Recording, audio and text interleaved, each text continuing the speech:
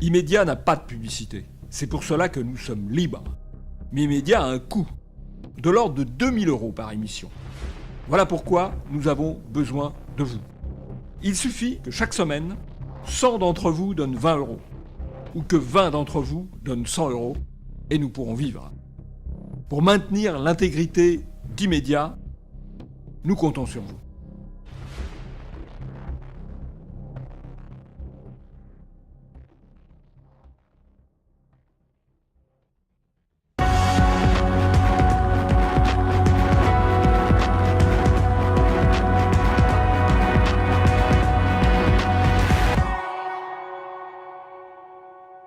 Bienvenue dans ce nouvel Immédiat. Bonjour Hervé. Bonjour Jean-Yves. Audrey Pulvar, Laurent Wauquiez, Nathalie André, ces journalistes qui montrent leur vrai visage, non à Le Pen, oui à Macron. En revanche, pour ce qui est de la charte déontologique des journalistes, de l'objectivité de l'information, c'est un concept oublié ou à la poubelle. Pour faire barrage au Front National, la classe politique doit faire bloc. Mélenchon serait un irresponsable qui prône le nini. Nicolas Dupont-Aignan est nazifié par son soutien à Marine Le Pen. Faites place aux pestiférés de la société. Onde migratoire, la chronique de Nicolas Faure sur les migrants dans les médias. Les ONG qui secourent les migrants traversant la Méditerranée sont-ils de véritables anges gardiens, un faux ou un tox? Et vous retrouverez votre traditionnel zapping et les tweets d'Immédiat.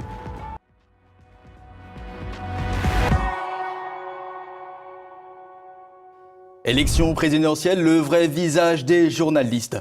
Commençons tout simplement par une des choses les plus marquantes que chaque personne peut voir en circulant dans la rue, ce sont les unes de presse. Toujours les unes de presse autour de Macron. Voici juste une photo d'un kiosque, sûrement d'une gare, où on peut admirer les unes, toutes les unes autour d'Emmanuel Macron. Et des unes positives. Ce qui est important, dans une campagne électorale, c'est très important, les affiches sont très importantes pour faire connaître le candidat, pour habituer les lecteurs au candidat. Eh bien, Macron, lui, au fond, il n'a pas besoin d'affiches, il a les kiosques, c'est-à-dire le financement par les journaux, eux-mêmes financés par la publicité ou par les subventions publiques. Beaucoup de bruit pour cette une de Garçon Magazine. Le magazine homosexuel, où l'on voit un photomontage d'Emmanuel Macron sur un corps à moitié dénudé. Oui, et dans lequel, un numéro dans lequel Emmanuel Macron explique qu'il va être un défenseur de la cause LGBTIS, enfin je sais plus trop bien, enfin lesbienne, gay, bi, trans et que sais-je encore. Alors c'est intéressant parce que là, on est dans de la segmentation électorale.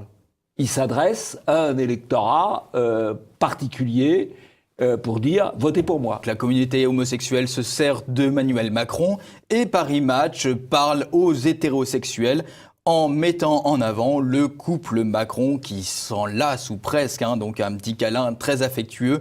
Emmanuel Macron, le pari réussi. Voilà, alors les deux unes sont intéressantes puisque c'est, encore une fois, c'est de la segmentation électorale.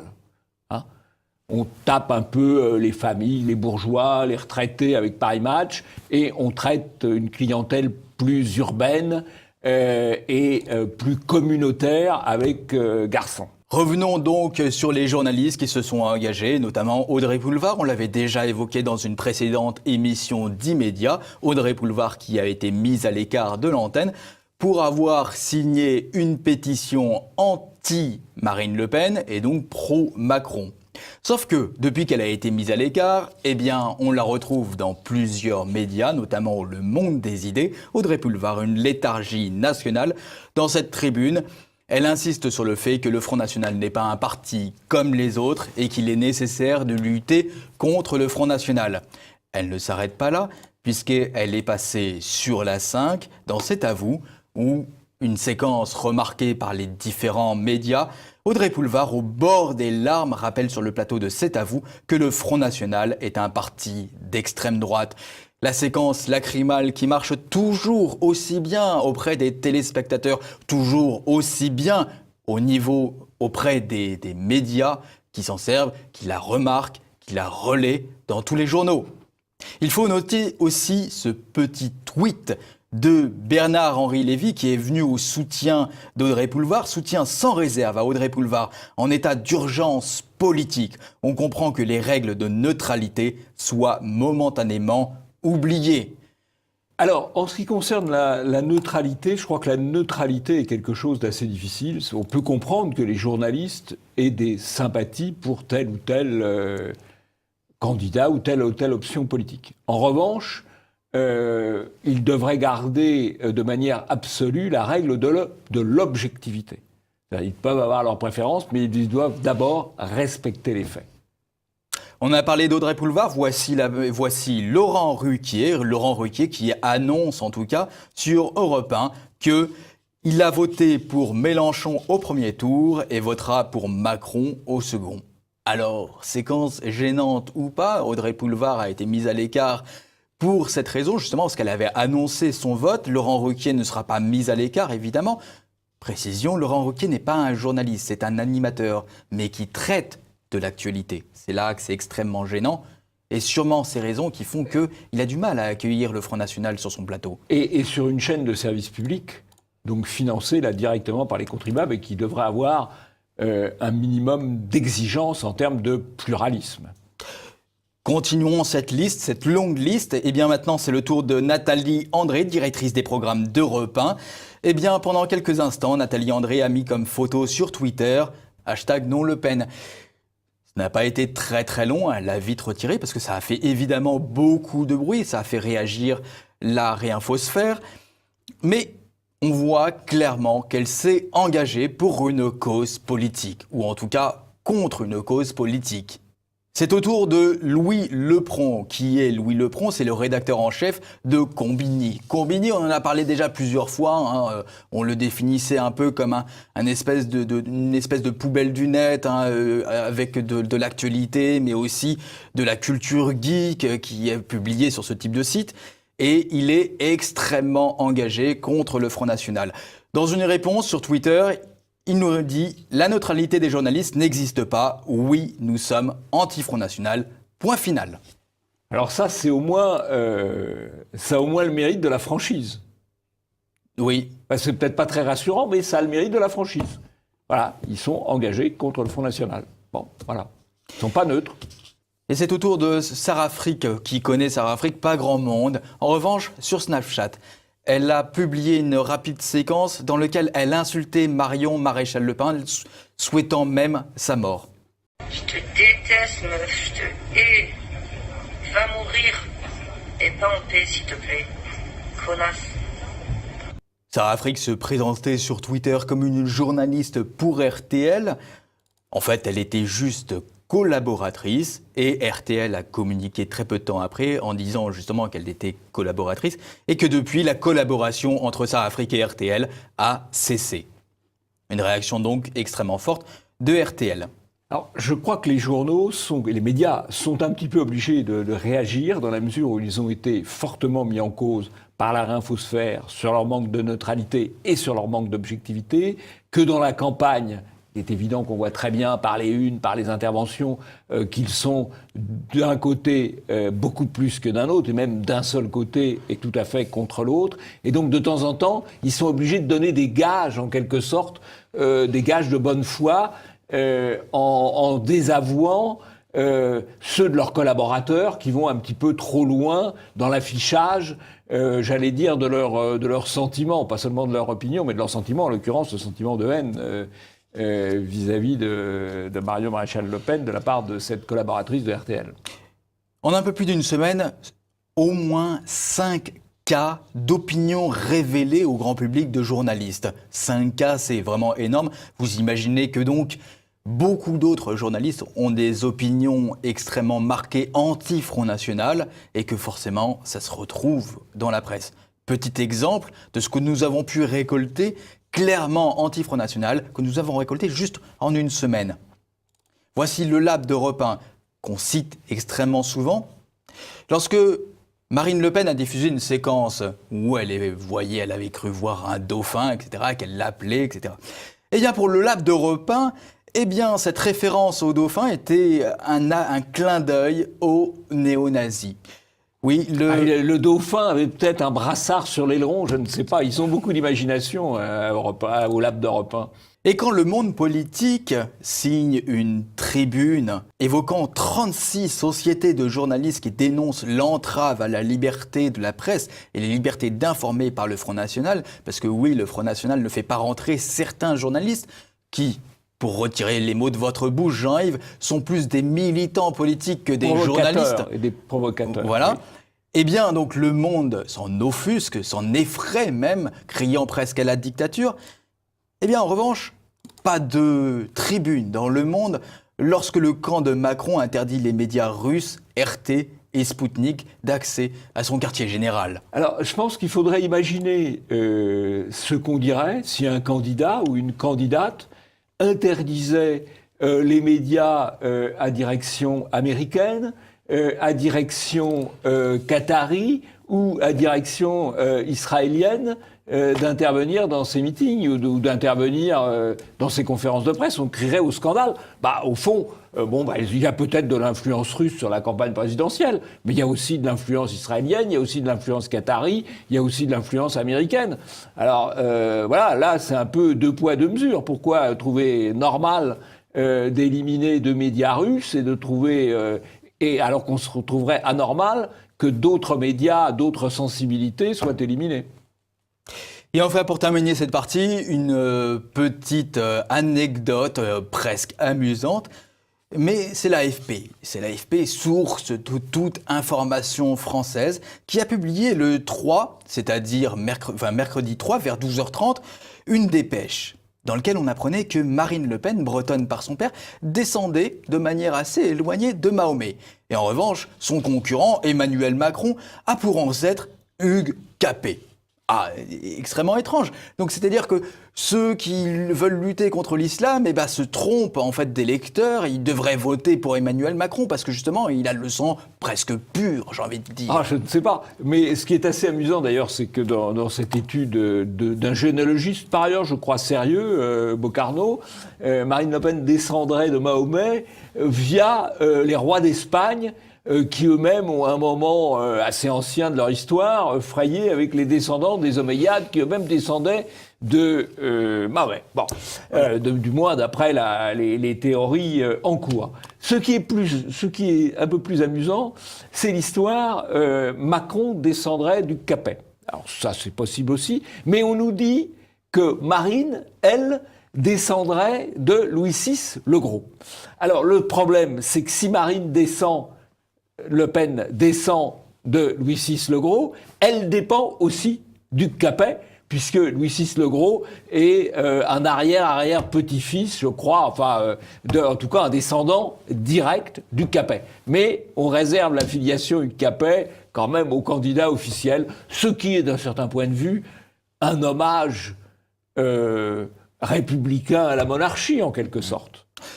Une heure plus tard, la première dépêche que je viens d'évoquer, patatrac, annulation, l'AFP rétropédale et nous dire « Annulation, merci d'annuler cette dépêche qui vous avait été transmise par erreur ». Donc la dépêche était soit erronée, soit fausse, on n'en sait rien. Jusqu'à maintenant, j'ai toujours pas de détails. Pourquoi cette dépêche a été envoyée sans avoir été validée par la direction de l'AFP? Peu de détails.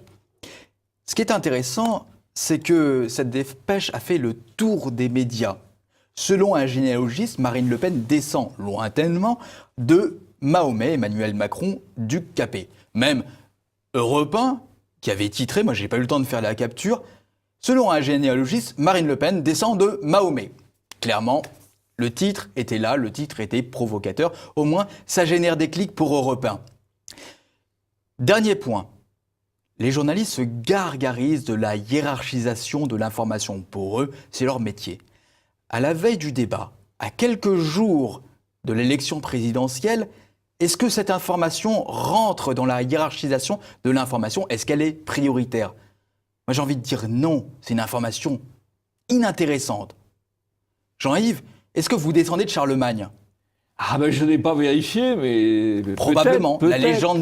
La légende dit que tout le monde, ou presque, descend de Charlemagne. Donc, que Marine Le Pen descende lointainement de Mahomet, etc. Ce n'est pas complètement impossible. En revanche, c'est absolument inintéressant à quelques jours de la présidentielle. Mercredi 3 au soir, c'était le débat entre Emmanuel Macron et Marine Le Pen.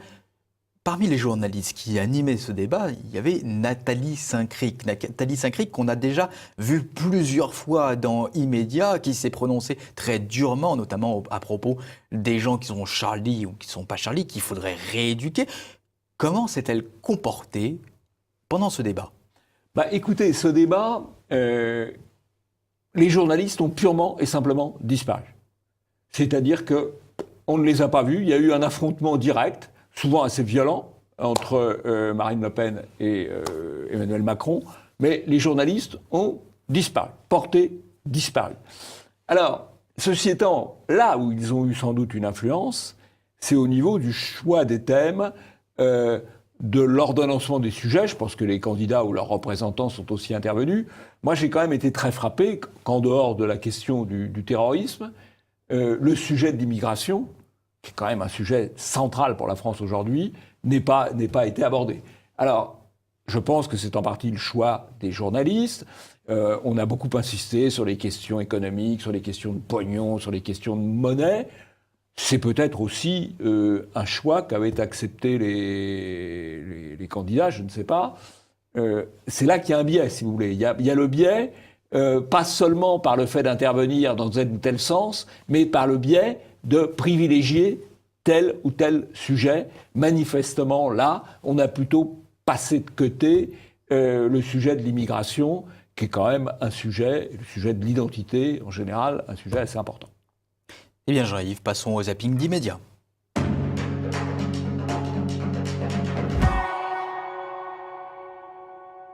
Nous sommes au-devant d'un problème monstrueux, extrêmement difficile, car nous avons face à nous un continent qui est en train de doubler sa population. Le Sahel, à lui tout seul, va monter à 200 millions de personnes, le pays les plus pauvres du monde, avec des taux de croissance démographique de l'ordre de 6 à 7 enfants par femme, dans des familles polygames. C'est la prochaine vague d'immigration après le Maghreb. Un vote FN au départ de colère qui s'est progressivement transformé ici en vote d'adhésion, surtout chez les jeunes. C'est le cas de Mehdi. Il est pâtissier, il a 19 ans. Nous le rencontrons alors qu'il prend sa pause déjeuner sur le parking d'un supermarché. Il y a un vrai problème avec la presse. Il y a un vrai problème. Honnêtement, il y a une presse d'un parti pris. Faisons pas de démagogie. Quand j'entends France Info à longueur de jour, c'est un tract pour M. Macron. Attendez, Monsieur Ménard, nous respectons pas. Est-ce qu'on peut finir d'un coup? Allez-y, on va vous montez sur vos grands c'est chevaux. pas ça, c'est que vous cherchez la provocation volontairement sur ce plateau. Attendez, si. je prends un exemple pour pas faire de démagogie, je cite pas les autres. C'est juste que là, eux, ils vont rien avoir. Hein. Mettez-vous là, BFM, pareil. Mettez maintenant. Il faut organiser les ça va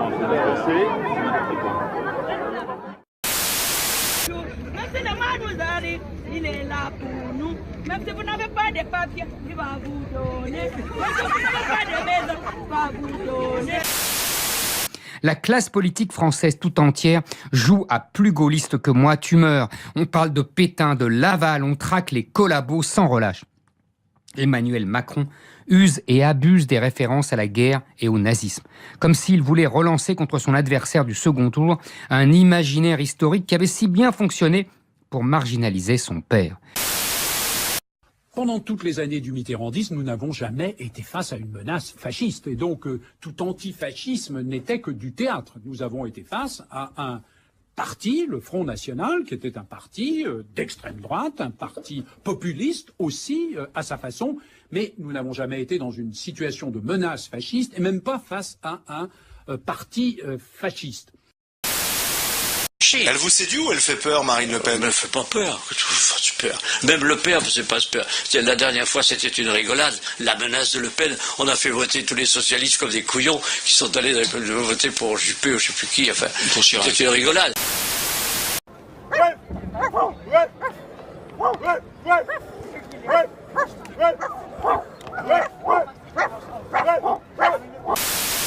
Brièvement, on vous voit ici sur ces images en train d'éteindre tout simplement le feu qui a démarré sur le mollet d'un de vos collègues. Quelques instants plus tard, c'est un autre de vos amis juste à côté qui se retrouvera totalement enflammé par une explosion de cocktail Molotov.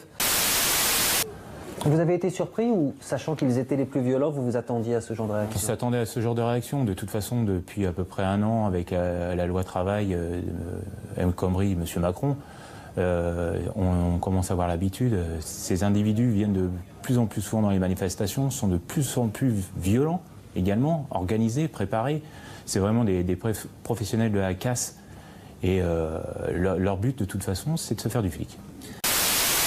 Bonjour messieurs, excusez-moi de vous couper, je suis vraiment désolé, c'est juste pour un petit sondage, ça prend quelques secondes. Que pensez-vous de l'arrivée massive des migrants en Europe et en France? Je pense que c'est bien. Est-ce que vous seriez prêt, à accueillir un migrant chez vous si l'occasion se présentait? Oui. Ça tombe très bien parce que je travaille pour France Accueil Migrants et on a Slobodan qui est avec nous aujourd'hui, qui revient de 2 semaines de périple. Et en fait, on essaie de replacer des migrants peut-être chez des Français qui accepteraient. Après, non, moi, enfin en soi, ce soir, ça va être un peu dur. Bon, la dernière séquence est humoristique, plaisante, et c'est une manière quand même d'approcher la réalité. Alors, quelques commentaires.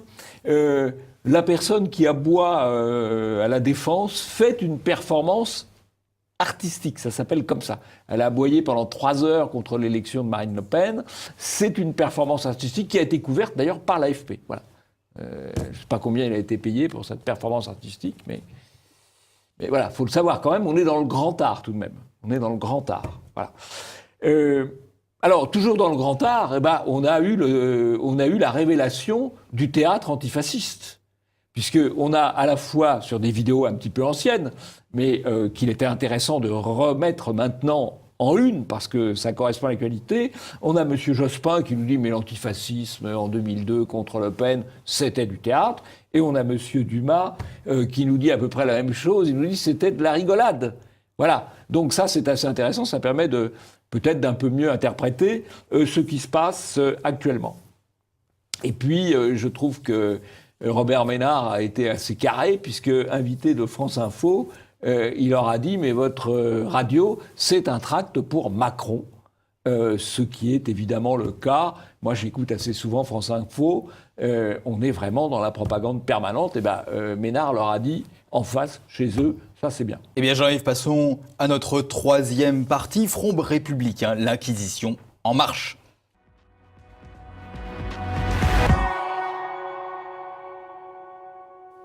Samedi 29, Nicolas Dupont-Aignan annonçait à grand fracas, en tout cas pour les médias, qu'il ralliait Marine Le Pen et il lui offrait son soutien pour le second tour. Manifestation directe ou presque spontanée, j'ai envie de dire. Je ne sais pas si c'est spontané. Spontané, ça, je ne crois pas. J'ai des doutes. Pas. Non. Les manifestations, vous savez, les manifestations sont rarement spontanées. Elles sont généralement organisées par des gens qui font croire qu'elles sont spontanées. Donc j'ai organisé des manifestations, alors je peux en parler. Vous êtes un allé au camp, ou presque. Bon, alors, manifestation à hier, et où BFM va interviewer donc des manifestants, mais qui ne sont pas aussi innocents que ça. J'ai la nausée depuis hier quand j'ai su qu'il se ralliait à Marine Le Pen. Et donc, il me semblait essentiel de venir ce matin et je viendrai demain et après-demain. Je pense que certains se sont certainement réveillés avec la gueule de bois ce matin en se rappelant les nombreuses fois où ils ont mis leur bulletin de vote en sa faveur.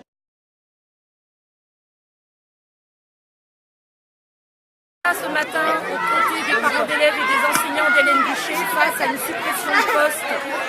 Oui, alors il y a eu un contre organisé contre l'accord entre Marine Le Pen et Nicolas Dupont-Aignan dans sa ville de Hyères pour l'intimider et faire croire qu'il y avait un désaveu de la population de Hyères. En fait, les gens qui sont venus à Hyères, il y en a sans doute qui étaient de Hyères, mais il y en a beaucoup qui venaient d'ailleurs. Et les gens qu'on présente comme des sympathisants ou des anciens sympathisants de M. Dupont-Aignan ou des électeurs de M. Dupont-Aignan qui sont scandalisés, déçus, en fait, qu'est-ce qu'on a trouvé? Cette femme qui parle d'ailleurs pas mal, c'est tout simplement une militante et une élue ou une ancienne élue socialiste. Donc c'est pas du tout ce qu'on cherche à nous faire croire. Mais alors on a le droit d'interroger cette dame, bien sûr, mais on devrait préciser ou vérifier qui elle est. Qui elle est, hein? Là encore, c'est la réinfosphère qui a fait le boulot. C'est le journaliste qui aurait dû dire, ben voilà, ancienne élue socialiste. Voilà, il a le droit de parler. Ancienne élue socialiste. C'est la réinfosphère qui a fait le boulot. Le ralliement de Nicolas Dupont-Aignan à Marine Le Pen fait réagir les artistes qui veulent se donner une consistance. Exemple avec Benjamin Biolay qui traite Nicolas Dupont-Aignan de petite tepu. Comprenez justement petite pute. Je cite Mathieu Kassovitch qui le traite de trou du cul, ou encore Gilles Lelouch qui évoque un tweet effacé depuis, de grosses merdes. Évidemment, Nicolas Dupont-Aignan ne s'arrête pas là et va porter plainte contre ces insultes de pseudo ou artistes en tout cas qui veulent juste se donner un peu de consistance et aller au devant de la scène pour se faire reconnaître. Ça montre en tout cas que Nicolas Dupont-Aignan a été courageux de faire le choix qu'il a fait. À tort ou à raison, je ne porte pas le jugement sur son choix politique, mais il était courageux parce qu'il ne pouvait pas ne pas savoir toutes les hostilités, toutes les haines que cela allait déclencher, toutes les petites misères relayées par les médias que cela a déclenché. Eh bien, il a accepté cela. Je pense que c'est tout à fait bien sur le plan des principes. Après, est-ce que c'est bien politiquement ou pas, c'est une autre affaire. Et puisqu'on parle justement des artistes qui veulent se donner de l'importance et faire parler d'eux, eh bien, c'est Stéphane Guillon qui, sur LCI, a fait une réplique qu'il a sûrement trouvée très très drôle à propos de la mère de Nicolas Dupont-Aignan qui venait de mourir. Il a sûrement trouvé très drôle. Elle est en revanche extrêmement gênante. Plus que gênante, c'est même immonde. Il a perdu sa maman, Dupont-Aignan, il y a 2 jours. Donc j'étais comme ça, j'ai respecté ce moment et je me suis dit que ma mère aurait fait la même chose. Si je m'étais engagé aux côtés de Marine Le Pen et si j'avais déclaré être son Premier ministre, vouloir travailler avec elle, je pense que ma mère se serait aussi laissée mourir comme Madame Dupont-Aignan. La séquence fait du bruit, elle est reprise dans différents médias. Exemple avec Le Parisien présidentiel, l'entourage de Dupont-Aignan dénonce les propos de Stéphane Guillon. Presque la même chose avec le Huffington Post. Guillon blague sur la mort de la mère de Dupont-Aignan. Le candidat dénonce des propos abjects. Et enfin, Ouest France, Guillon critiqué après une blague sur la mort de la mère de Dupont-Aignan. Qu'est-ce qu'on peut dire sur ces 3 articles, de ces 3 médias différents, Jean-Yves ? Il se borne à reprendre, en atténuant d'ailleurs la protestation de Nicolas Dupont-Aignan et de ses amis. Il parle de blagues pour quelque chose qui n'est absolument pas drôle, mais Guillon est rarement drôle, c'est de l'invective, et de l'invective vis-à-vis de la mort et de la mort de quelqu'un. C'est quand même particulièrement répugnant.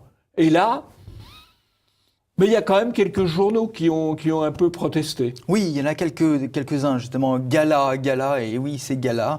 Stéphane Guillon dérape sur la mort de la mère de Nicolas Dupont-Aignan. En tout cas, on a ce mot dérapage.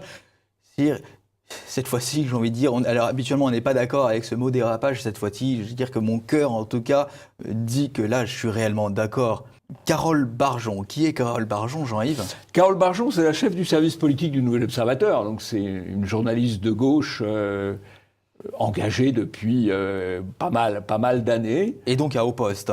Et à haut poste, bien sûr. Donc, à part le Front National et Nicolas Dupont-Aignan, tout le monde trouve normal que Stéphane Guillon ricane et fasse de la politique avec la mort de la mère de Nicolas Dupont-Aignan. Pas moi. C'est plutôt bien de sa part.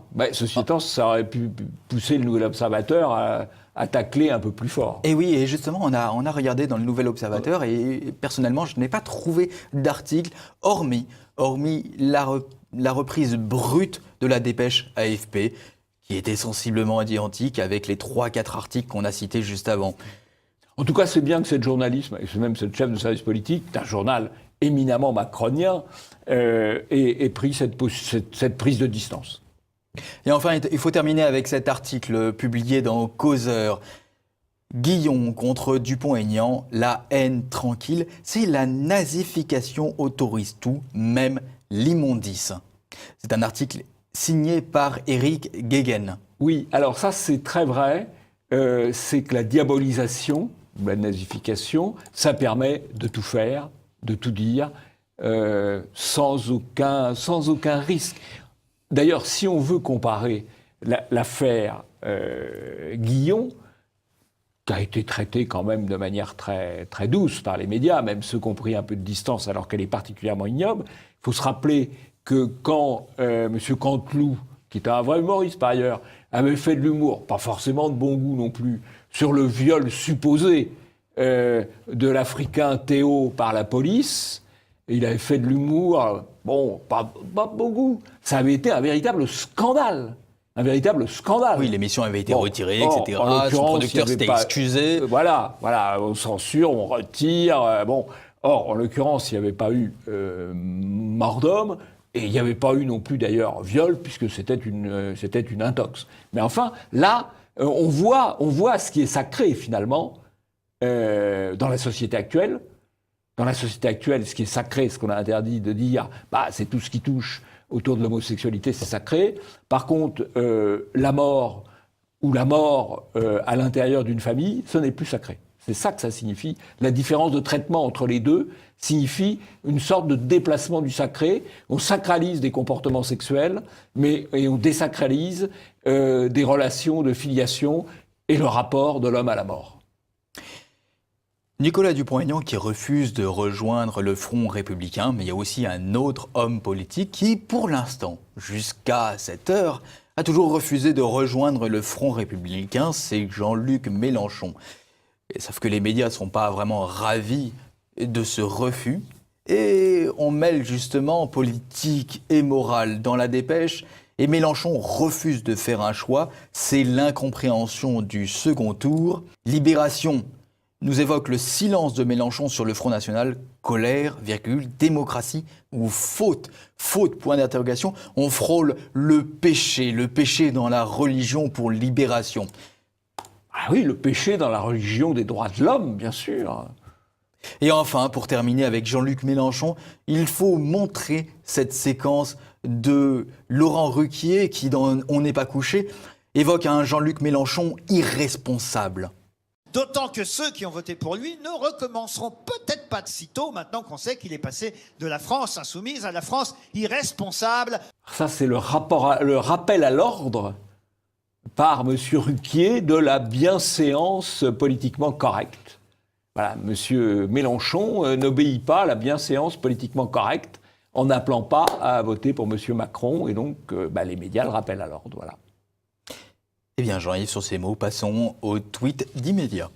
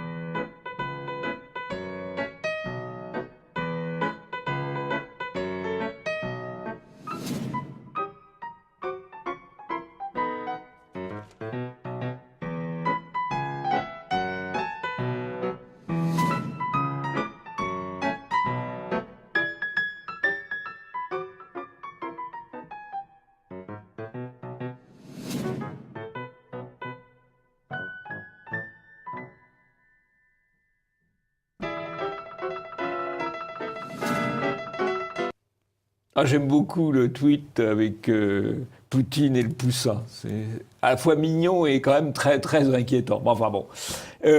Voilà, ça se termine par un coup de chapeau à Ève de Souche, qui existe depuis 12 ans, qui fait un travail objectivement admirable. Moi, j'ai voulu lundi matin chercher les résultats qui m'intéressaient par département, les résultats de l'élection présidentielle, lundi il y a 10 jours, d'élection présidentielle par département, par commune. Je suis allé sur le site du ministère de l'Intérieur. C'était pas commode. C'est pourtant le ministère de l'Intérieur qui a les informations brutes. C'est lui qui les a. Je suis allé sur un ou deux sites de journaux. C'était pas commode. Et puis je suis allé sur le site de Souche. Et là, en 2 clics, à chaque fois, j'avais le résultat par département et ensuite par commune. C'est-à-dire que Souche, qui est un site fait quand même essentiellement par des bénévoles, qui n'a pas de subvention, qui n'a pas de moyens publics derrière lui, eh bien, il vous fournit une prestation bien meilleure que les autres, à partir de données, alors là, purement objectives, qui sont des résultats électoraux produits par des institutions officielles. Et ça fait 12 ans que Souche fait ce travail. Bon anniversaire, Pierre. Alors, ensuite, il y en a un à qui je souhaite pas le bon anniversaire, c'est Plantu. Parce que Plantu, qui fait la une du Monde, depuis 30 ans, il se répète, il ressort les mêmes dessins qu'il y a 30 ans, avec le même humour, si on peut dire, les mêmes têtes, les mêmes brassards, c'est vraiment triste, Plantu. Il a la une, quand même, du journal Le Monde, et c'est du radotage, quoi. Voilà. Peut-être un point dont on n'a pas parlé, on a vu ça un peu dans le zapping, mais on n'en a pas parlé, c'est quand même très important. Il y a eu, lors des manifestations contre la présence du Front National au second tour, il y a eu un policier brûlé. On voit les images du policier brûlé. Et les médias, dans leur ensemble, ont employé le mot incident. L'autre question qui n'est pas posée, qui est posée par les policiers, est comment se fait-il que ces manifestants extrêmement violents ne soient pas interpellés avant la manifestation? Alors qu'il est arrivé au moment de l'affaire de la manif pour tous, qu'on interpelle sur les Champs-Élysées des gens dont le seul défaut était de porter un t-shirt. Et bien là, on a des gens cagoulés, des gens connus pour des actions violentes, qui ne sont pas interpellés, qui brûlent les flics, ils ne sont pas interpellés avant, préventivement, ils ne sont pas interpellés après. Je trouve que la presse, là, pourrait faire un petit peu de l'investigation. En tout cas, parler d'incidents quand on incendie un policier avec un cocktail Molotov, c'est pas un incident, c'est une tentative de meurtre. Eh bien Jean-Yves, passons à notre dernière partie, ondes migratoires. C'est la chronique de Nicolas Faure. Les ONG qui secourent les migrants traversant la Méditerranée sont-ils de véritables anges gardiens ?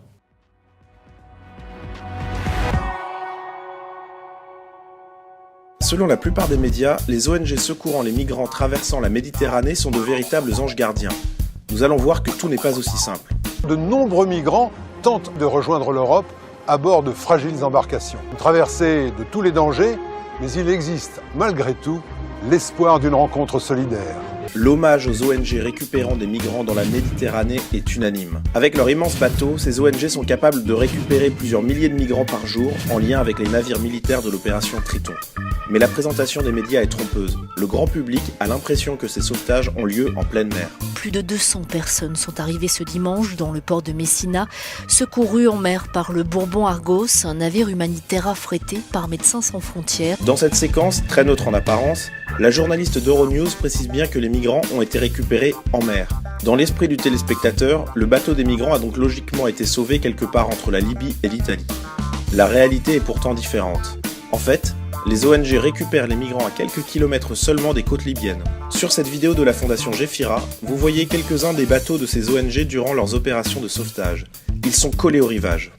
Une proximité tellement étonnante que les autorités européennes ont récemment estimé qu'une collusion existait entre passeurs et ONG. Puis, récemment, c'est un procureur italien qui a affirmé détenir des preuves de ces arrangements. Arrangements mafieux ou non, cette récupération des migrants à quelques encablures du rivage africain a eu de graves conséquences. Avec quelques kilomètres seulement à parcourir, les embarcations mises à disposition des migrants par les passeurs sont moins solides et plus surchargées qu'il y a quelques mois. C'est même l'association Médecins sans frontières qui le reconnaît sur son site internet. Les imposants bateaux en bois de 2014 et de 2015 ont disparu et été remplacés par des cadeaux pneumatiques peu coûteux et à usage unique, les passeurs présumant qu'ils seront inévitablement interceptés. L'état déplorable de ces bateaux a causé de nombreuses tragédies. Du coup, l'activité des passeurs devient de plus en plus facile. Cela tombe bien car le président du Parlement européen attend jusqu'à 30 millions d'Africains en Europe dans les années à venir. Pour le moment, la route migratoire promise par Macron entre l'Afrique et l'Europe arrive en Libye. Et l'afflux est tel que l'esclavage est même rétabli dans ce havre de paix voulu par BHL. L'Organisation mondiale pour les migrations dénonce l'existence de marchés aux esclaves en Libye et notamment dans le sud-ouest du pays. En allant sur ce marché, vous pouvez acheter pour 200 à 500 € un migrant qui vous aidera chaque jour dans votre travail. Les témoignages recueillis par les Nations Unies font également état de femmes vendues comme esclaves sexuelles. D'autres témoignages racontent qu'une fois vendus, les migrants sont victimes de tortures et font l'objet de demandes de rançon auprès de leurs proches. Finalement, ces ONG sont peut-être parmi les créatrices de ce chaos migratoire qu'elles prétendent combattre. La bonté aveugle n'est pas toujours la meilleure des solutions pour résoudre un problème.